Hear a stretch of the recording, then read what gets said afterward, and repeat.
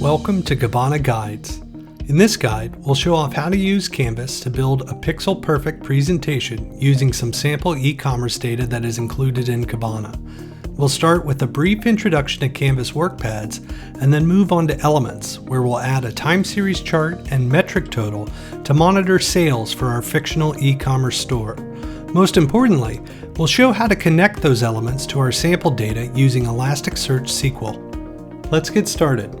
First, we'll be using some sample data that ships with Kibana. Go to the Add Data page and install the e-commerce dataset with one click. Next, we'll navigate over to Canvas and should see a sample workpad installed from that process.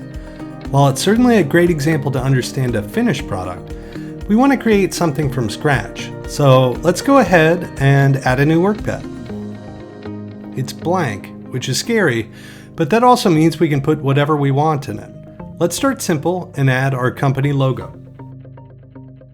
To add the logo, we'll need to add an image element. Elements are the charts, shapes, text, and other items you can place into a workpad. Although most of them can connect to data, some of them, like this image, are just static presentation to spice up your display. That was easy, but let's add something more complex. How about a metric element?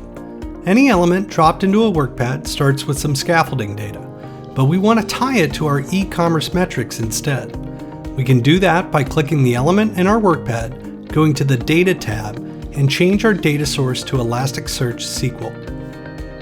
Now, this part might look hard, but is actually pretty simple if you know your data and know some basic SQL.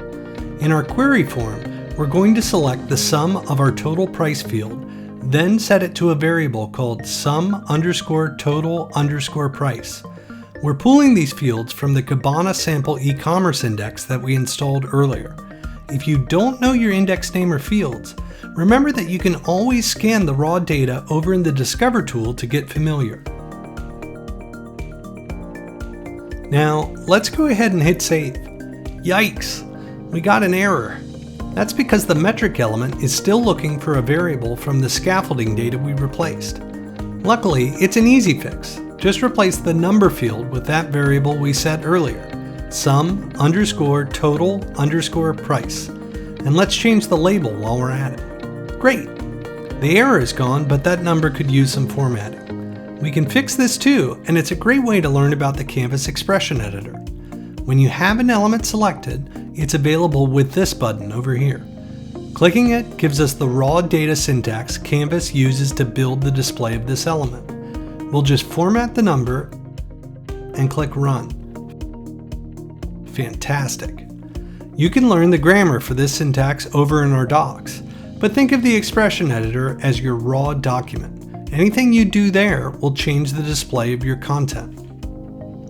Okay, we have the total amount of sales now, but I wonder how we got to it. Let's add an area chart to show our total sales over time. We'll add the chart, then again change the data source using a simple Elasticsearch SQL query from our sample index. Just like last time, we'll need to replace some of the element's form values with the variables we set in our SQL statement. Finally, let's do the fun part and change the colors and look and feel to match our brand. Well, we're almost done, but at this point our workpad is still pretty static. Let's make it more interesting by adding a date-time calendar. Adding this one is much easier. Like usual, we'll select the correct element from our element list, then select it on our workpad stage and change the column field to use the date-time field from our sample data. For the e-commerce data, it's order_date, which makes sense. Let's save this and give it a shot. Nice! Our metrics are now dynamically updating by the time we provide to the calendar. This concludes our introduction guide on creating with Canvas.